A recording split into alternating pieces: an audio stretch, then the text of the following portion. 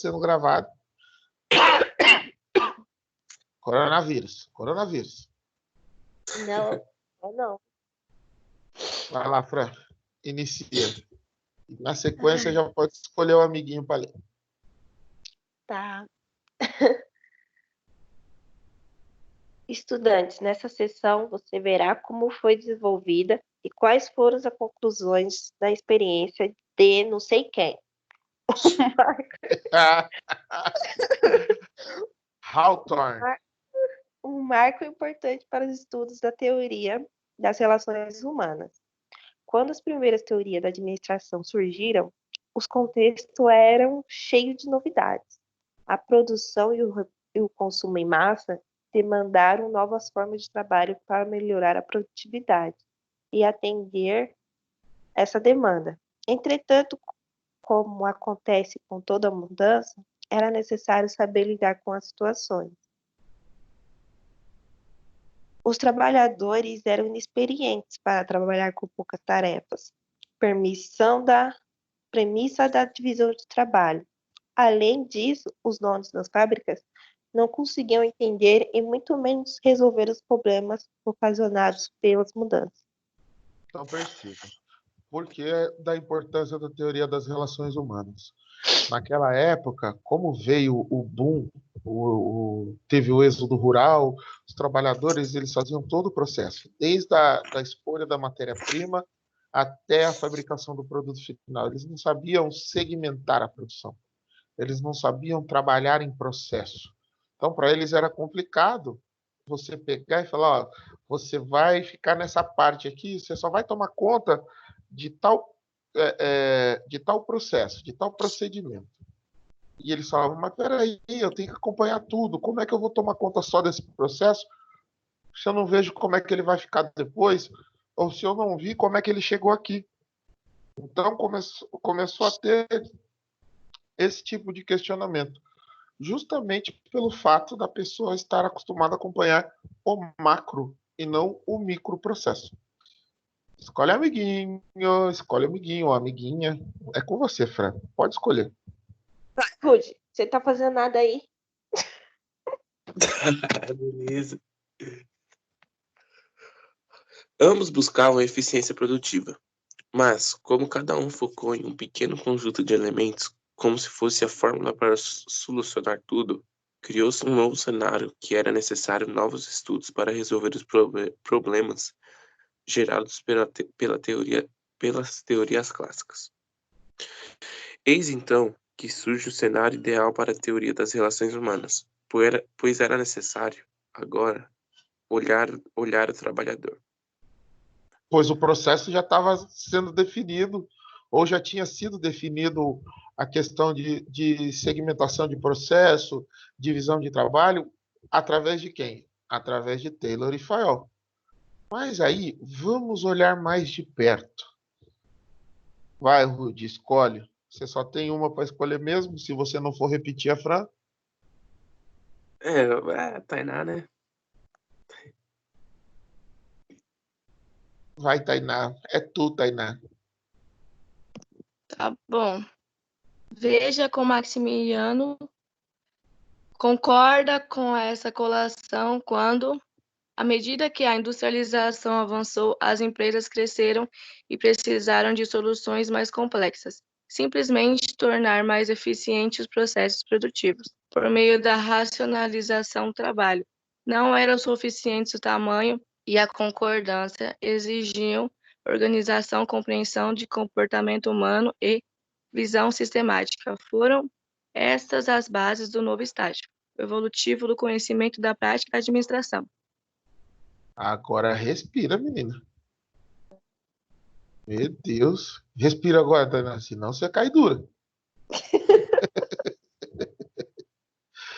Perceba, o tamanho e a concorrência exigiam organização, compreensão do comportamento humano e da visão sistêmica, ou seja, eles já tinham concorrência, já tinham preocupações em relação à venda massificada, porque a partir dali eles não estavam produzindo mais 10 por dia, eles estavam produzindo 10 mil por dia, eles estavam inundando o mercado com produtos deles. Então, para inundar o mercado com produto, eu tinha que ter preço acessível e ausência de concorrência. Se eu tenho concorrência, a gente sabe que a concorrência ela é saudável, desde que você respeite alguns parâmetros, certo? Então, o que eles faziam? Chegou uma hora que não dava mais para só ter preço acessível. Para você ter um produto no mercado, você tinha que ter as melhores práticas de produção. E foi aí que eles passaram a olhar as relações humanas frente ao trabalho. Volta para quê, Tainá? Escolhe, vai, Tainá. Eu deixo você escolher. A Fran. Eu sou amada, mano. Só pode. Nossa, até que ela... Rainá, vou te matar depois. Ai, vamos lá. Precisa ligar a câmera não, né? Aí é com você, filha. Se você estiver Claro que confortável, precisa. Eu ia fique à estar ainda com vontade. a câmera ligada. Hã? Eu ia estar ainda com a câmera ligada. Deixa eu chamar você com a câmera ligada. Vamos lá. Eu tô sem óculos ainda. Para a Escola Básica de Administração, a empresa é um sistema de produção que precisa de eficiência e estruturação. No entanto, à medida que o século XX avançou, as empresas e outras organizações passaram a ter vistas de outras maneiras, como sistemas sociais, que são formados pelas pessoas e o comportamento humano. Motivação, sentimentos, atitudes e relações como membros de grupos sociais. Esse sistema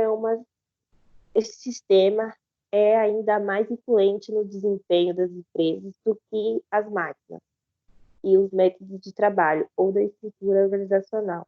Era necessário entender e saber lidar com os sistemas sociais nas organizações. Então percebam, a partir de agora, esse cenário era diferente. Eles estavam prestando atenção em quê? No comportamento humano em relação ao território que ele estava inserido. Então percebam, quando ele fala ali, ó, que são formados pelas pessoas e o comportamento humano, ou seja, motivações. Aí eu pergunto, a motivação, alguém motiva alguém? Vocês Motivo? acham? Não, Rude, não. Ninguém motiva ninguém. O que a gente cria são fatores motivacionais. A motivação é intrínseca. A motivação está dentro de cada um. O que eu posso fazer é te dar fatores motivacionais. Te dar fatos que te motivam. Por exemplo, Rude, se você não fizer a atividade do caderno, você vai ficar sem pontuação. Eu tô gerando um fator, certo? Agora eu viro e faço um desafio. Falo só, para vocês três que estão agora, se vocês fizerem uma resenha e me entregarem até meio-dia, tem mais 1.500 pontos garantidos de trabalho. Eu estou gerando um fator motivacional para que vocês corram atrás da pontuação e sintam a satisfação de tê-la. Ou seja, eu crio fatores motivacionais. As pessoas criam fatores motivacionais, o ambiente, o comportamento de outra pessoa cria fatores motivacionais nas outras. Mas ninguém motiva ninguém, porque a motivação é intrínseca. O máximo que você pode fazer é se automotivar, certo? Uhum. Então, outra coisa que ele fala aqui, ó, quando ele fala que o sistema é ainda mais influente no desempenho das empresas do que as máquinas. Por isso que eu sempre falo, a organização é composta por pessoas.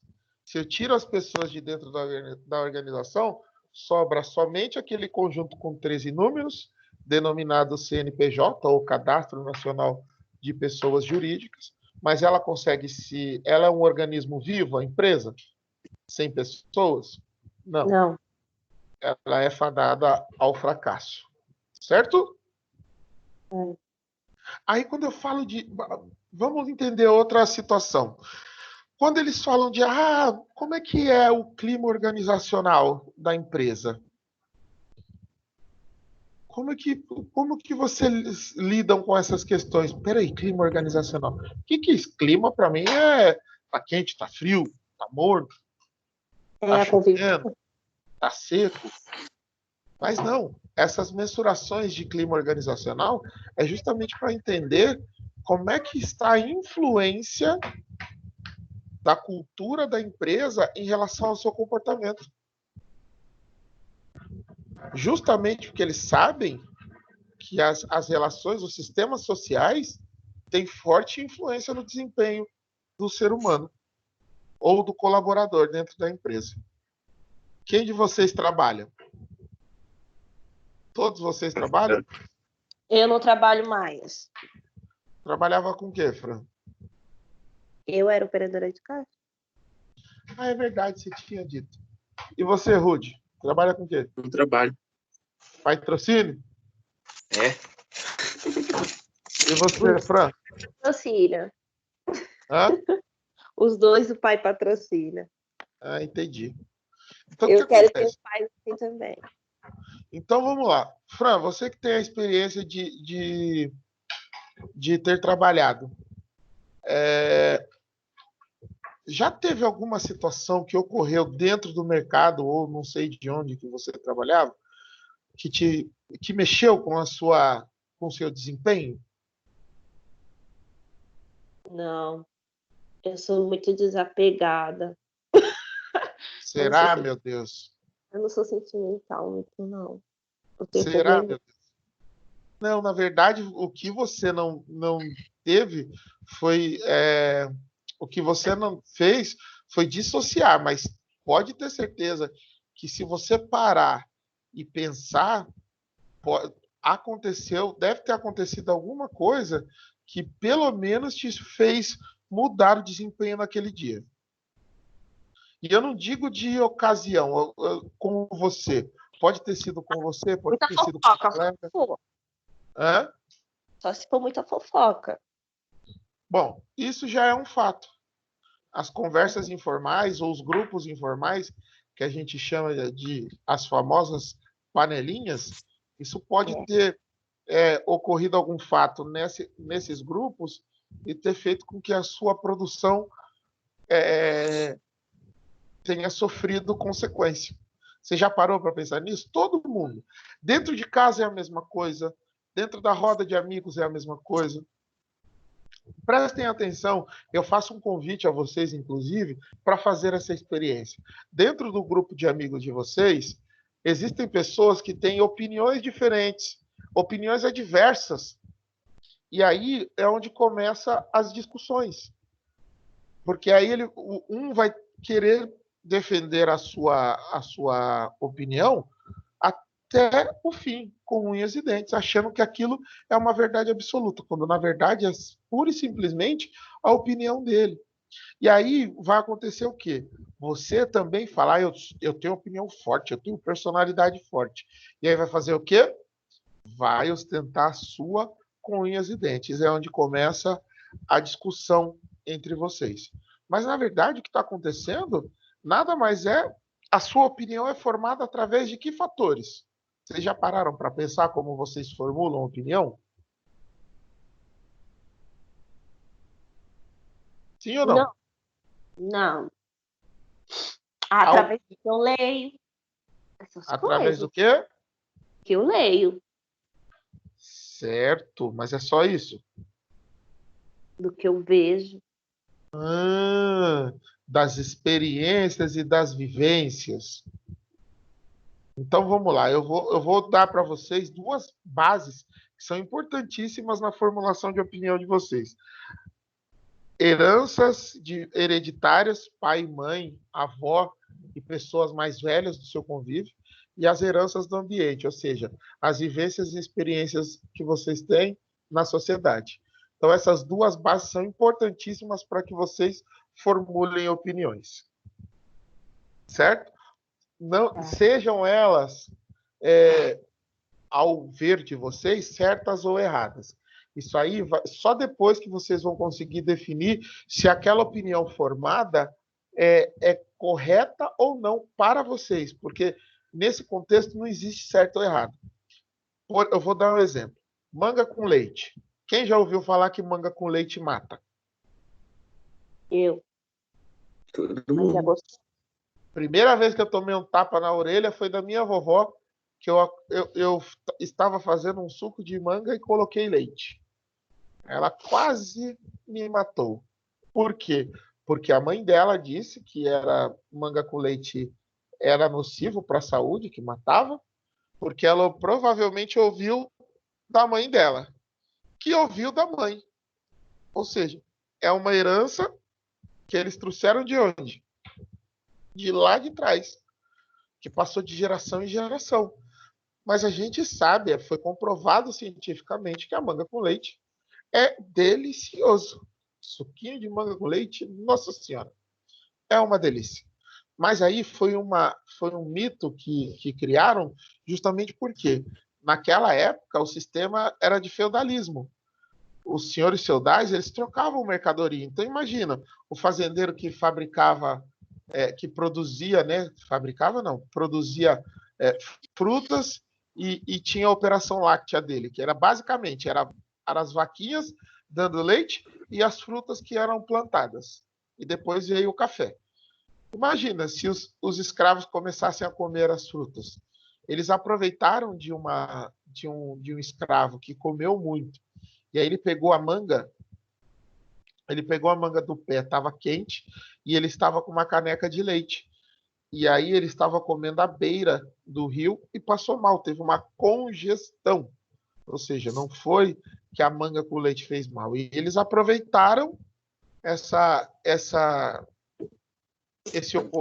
esse ocorrido e transformaram esse evento num mito, falando que a manga com leite matou o escravo. E isso perpetuou por séculos. Até hoje. Se vocês chegam para os mais velhos e perguntam, manga com leite faz bem ou faz mal? Eles falam, Deus me livre, isso mata. Por quê? Mas eles formaram essa opinião através do quê? Das heranças que eles têm. Mesma coisa, Rude, você passa por debaixo de escada? Se ela estiver aberta? Não, Por quê? porque dá azar. Dá azar ou senão você não cresce, né? Tainá, se varrer o seu pé, o que você faz, Tainá? Acho que a pessoa não casa, né? Aí, ó, tá vendo? Ô, Fran, se você vê um chinelinho virado, o que você faz? Minha mãe morre. Oh, meu Deus do céu. Então, percebam essas questões. Já milhões de vezes. Exato, percebam que essas questões são opiniões que foram formadas através do quê? Das heranças que nós temos, através do senso comum.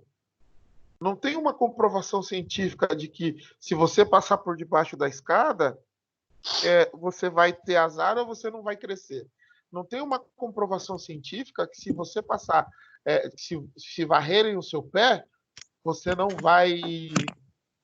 vai casar. Tem uma comprovação científica que se o chinelinho ficar virado de ponta cabeça, a sua mamãe vai morrer. Foram mitos que foram criados através do senso comum. Assim como a manga com leite. Mas aí eles se tornam verdades absolutas. Por quê?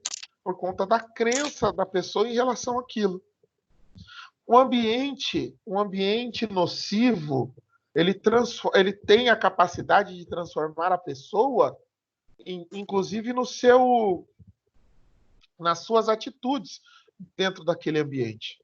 Se você convive num ambiente hostil, com rivalidade, com hostilidade, a probabilidade de você ter comportamentos hostis é muito grande.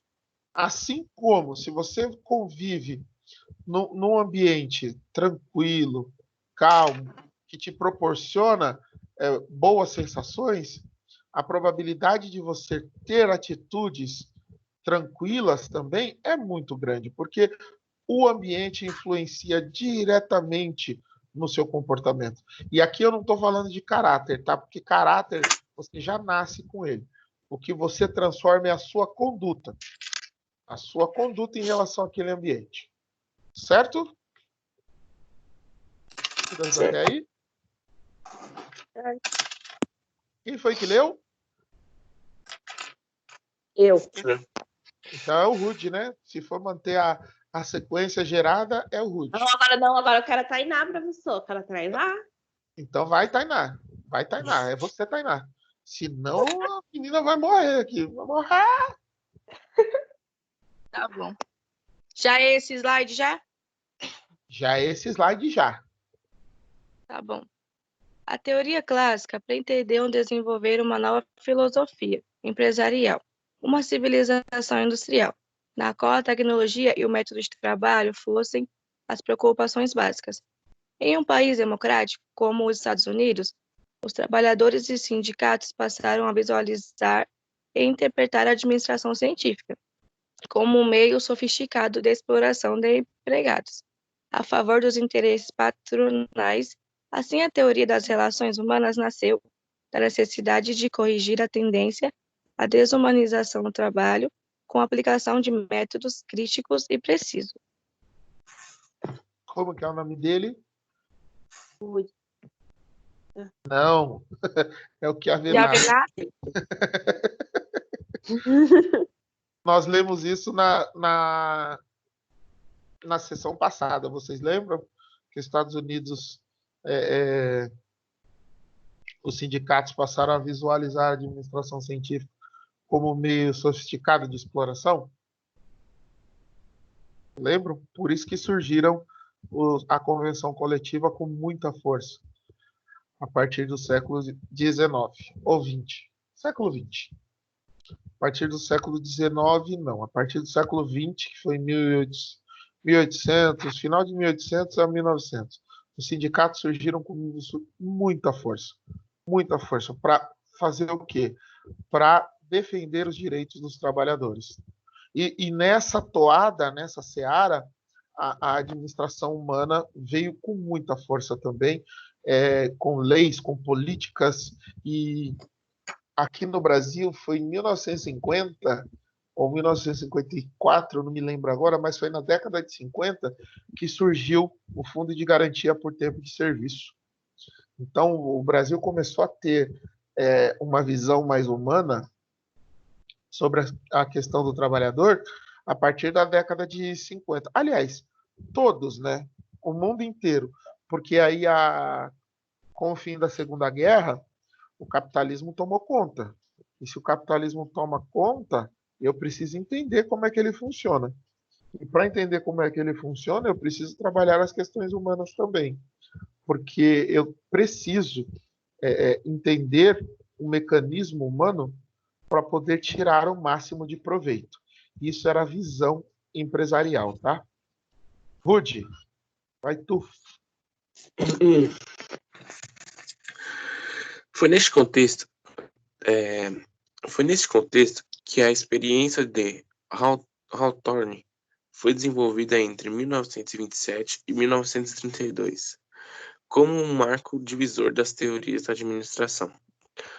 Sob a coordenação de Elon Mayo, o experimento foi realizado em 4 fases e colocou em xeque os principais postulados da teoria clássica. Veja que os precedentes da experiência de Hawthorne tinham base na administração científica, pois pretendiam soluções para os problemas decorrentes daquelas premissas. Pretendiam achar soluções. Tá com fome? Tá com fome, Ruth? Tá comendo as palavrinhas? Elton Mayo, gente. Esse cara foi fantástico quando ele fez a experiência. Mas o que foi a experiência de Hawthorne? Vocês leram no livro didático de vocês? Não lembro. Que silêncio Eu fúnebre. li, só que eu não lembro mais. Conveniente, né, Fran? É porque eu li muita coisa. Ah, Aí o cérebro não harmoniza tanta coisa assim, sabe? não Mas harmoniza, mas armazena. isso aí. Aí, aí Vamos lá. complica. Leia essa aí que você vai lembrar.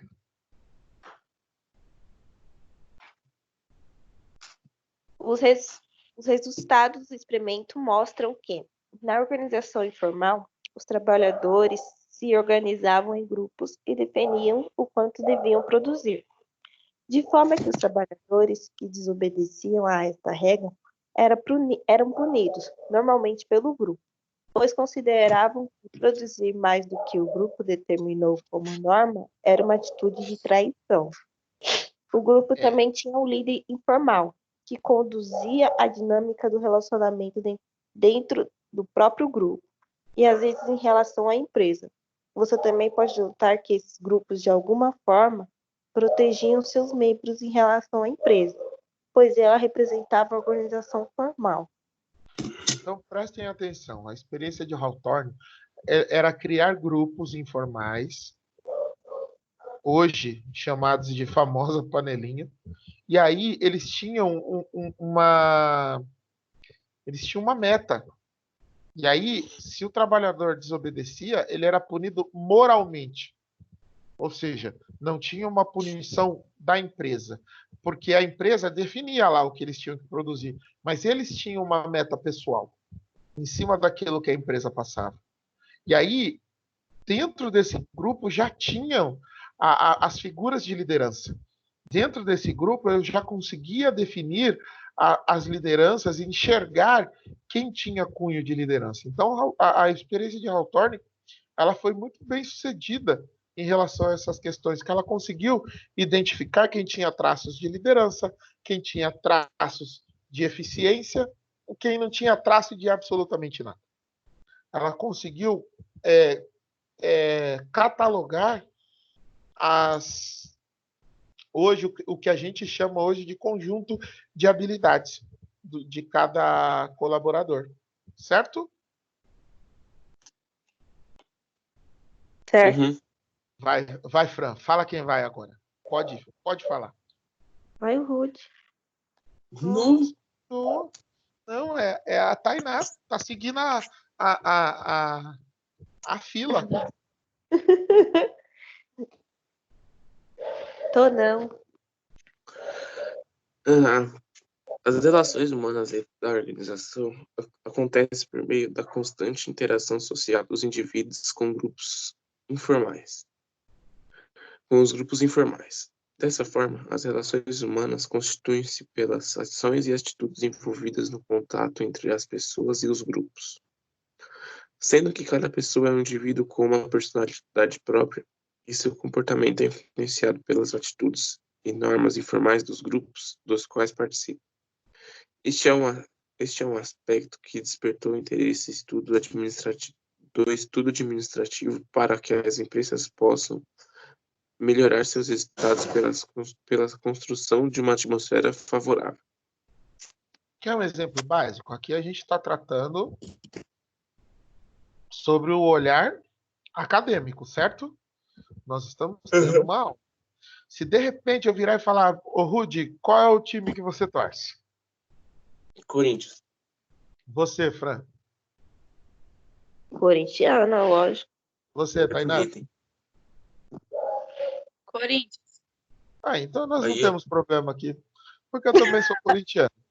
Mas, por exemplo, suponhamos que o Gustavo esteja aqui dentro da sala e ele fosse palmeirense, por exemplo.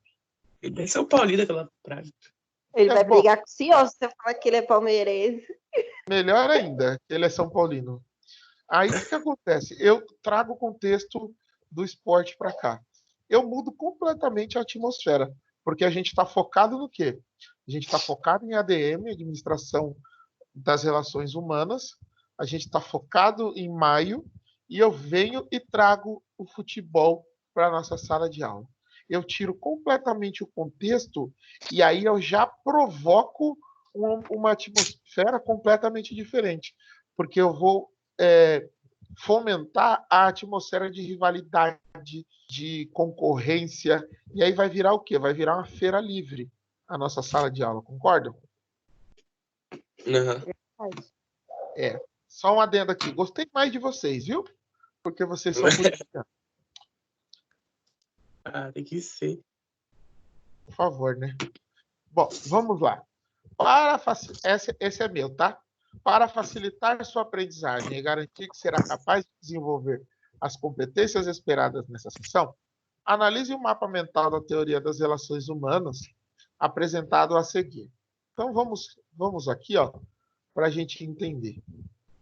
Grupo experimental versus grupo de controle. Programas de entrevista. Isso tudo era um mapa da teoria, tá? Conclusões. Nível de produção dependente da integração social. Olha as conclusões que eles tiveram em relação ao que eles fizeram aqui, ó. O mapa da teoria das relações humanas.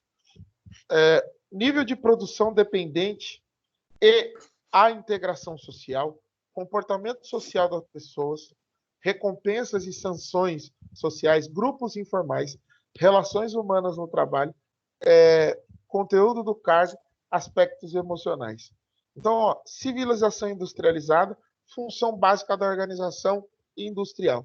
Então, se a gente parar e analisar, os resultados que eles falam depende o nível da produção vai depender do quê? Da interação social, ou seja, o meu colega que toma conta de um processo, se o meu colega do lado, eu tenho uma boa relação com ele, nós vamos sincronizar o nosso processo e a gente vai ter um melhor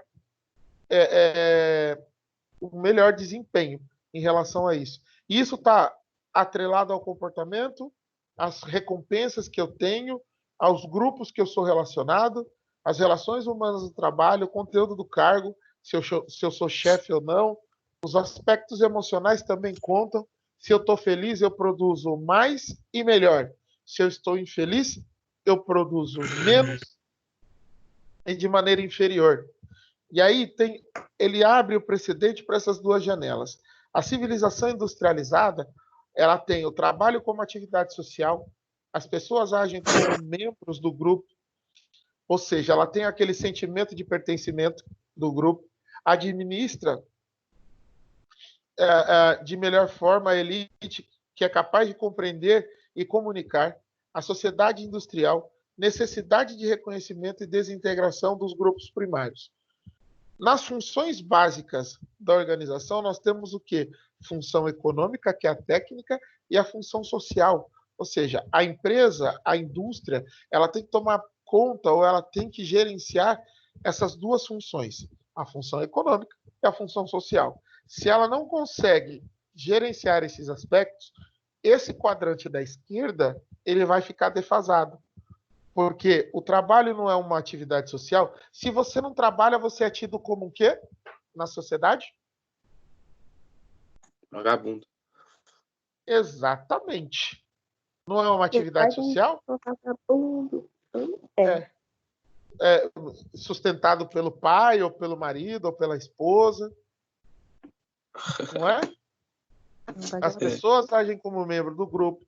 Administrar é formar uma elite capaz de compreender e comunicar. A sociedade industrial também tem forte influência. E a desintegração dos grupos primários. Quais eram os grupos primários? A rodinha de amigos, que você conversava somente entre amigos. Mas se vocês pararem e prestarem atenção, vocês não passam muito mais tempo no trabalho do que com amigos e famílias? Verdade. Vocês não conversam... Exato, vocês conversam muito mais com os colegas de trabalho do que com a família propriamente. E isso é um fato que ninguém leva em consideração. Então, já que eu passo mais tempo com os colegas de trabalho, por que não ter uma relação amistosa? Por que não ter um convívio social amistoso com eles? Porque certo? No serviço é um comendo o outro, às vezes. É um comendo o outro, exato. Literalmente. A questão de um comer o outro... Não é necessário. Não, ó, de um comer o outro. Calma, calma. Meu Deus do céu. É que um quer mostrar, mais do que o outro, para que desta forma eles acham que vão conseguir promoções, quando na verdade eles têm que mostrar o conjunto de competências, não somente uma, que é entregar os outros, que é o famoso X9. Não, não é isso. Tem muitas pessoas que ganham a promoção através da afinidade com o chefe, ou os gestores imediatos e imediatos. Só que a maneira mais fácil de você conseguir a progressão ou a promoção é você mostrar o seu conjunto de habilidades, e não só uma delas. Certo? Verdade, certo. Mas Certo. na prática não funciona assim, não. Na prática não é, infelizmente. Mas o meu tema na monografia da pós foi afinidade em detrimento da competência. Ou seja, você contrata por afinidade, porque você fala, ó, eu criei uma relação de amizade com aquele meu subordinado e eu vou ter a minha promoção. Quem eu vou colocar no meu lugar? Seu subordinado. O meu subordinado, que é meu amigo. Só que eu tenho outro na equipe que tem as competências necessárias para o cargo, só que ele não é meu amigo. Eu vou e coloco quem no lugar? Eu coloco o meu amigo. E aí esse amigo é contratado pela afinidade e é demitido pela falta de competência. E aí quem fica mal na história também, inclusive? Você? Você. Exatamente, porque quem foi que o indicou para a vaga? Você? Exatamente, tá vendo? Então são questões que a gente precisa levar em consideração. No ambiente de trabalho, é um ambiente competitivo? É. Você precisa mostrar as suas competências? Sim. A qualquer custo? Depende do que você busca em troca. Porque aquilo que você semeia, você vai colher. A colheita é garantida. Então, muito cuidado ao escolher as sementes que vocês vão plantar. Porque vocês vão colher em dado momento. Certo? Certo. Dúvida, gente? Até aí. Vamos abrir para as dúvidas. Não, sua matéria é facinha, assim, de entender, assim, lendo. Ah, que bom, né? A gente acontece no dia a dia, né, também. Exatamente. Se vocês já têm esse olhar administrativo, isso acontece mesmo. Tainá, Rude. Nenhuma dúvida. Ai, que alegria. Então, vou pedir de novo que vocês abram as câmeras de vocês para a gente fazer aquele take bonito para eu mandar para o pessoal da coordenação. Ó, Ruge, se você tirar print de mim, tira um print bonito dessa vez, tá? Que, pai? Se você for tirar print de mim, tira um print bonito dessa vez, tá? Vamos, Tainá. Vamos, Rude. Vamos, Fran. Que, pai? Já tira print, Ruge. Cadê a Tainá? Cadê a Tainá? Aí, todos olhando para a câmera, fazendo um sorrisão de que está entendendo tudo da matéria. Aqui eu já peguei o take antes que vocês desistam. Ah! Aqui, peraí, fiquem aí. Fiquem aí que eu preciso fazer outra coisa aqui, ó. Aí, ó. Peraí que eu vou pegar o take de novo. Eu tô só... Aí, saiu a barrinha. Sorrisão de todo mundo. Pronto. Pronto, gente. Nem doeu, tá vendo? Dúvidas até aqui, gente? Não.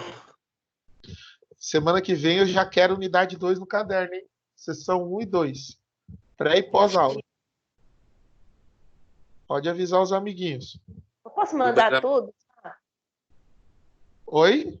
Já posso mandar tudo? Você já fez tudo? É, Pode. tá bom. Mas hoje é pra mandar o quê? Não. Tem até a semana que vem para mandar a unidade 2. Sessão 1 e 2. Pré e pós, porque nós finalizamos a sessão 2 agora. Certo? É. Aham. Peraí. Deixa eu vir aqui. Aí. Gente, se não tem dúvidas, nós encerramos a nossa aula, porque nós fomos direto, né, sem intervalo, que a orientação agora é fazer o intervalo, fazer a pausa. Mas como a gente estava num número reduzido, e aí a gente tem mais dinamicidade, a gente encerra a aula por aqui, ok? Qualquer dúvida, vocês têm o meu contato. Estou aberto das 9 às 21h. A lojinha está aberta. É só mandar mensagem lá que o professor responde em até 48 dias. Mentira. 48 horas eu respondo. Ok? Ok. Um beijo a todos. Fiquem com Deus e até a semana que vem. Tchau, professor. Obrigado. Tchau, gente. Tchau, tchau. Tchau.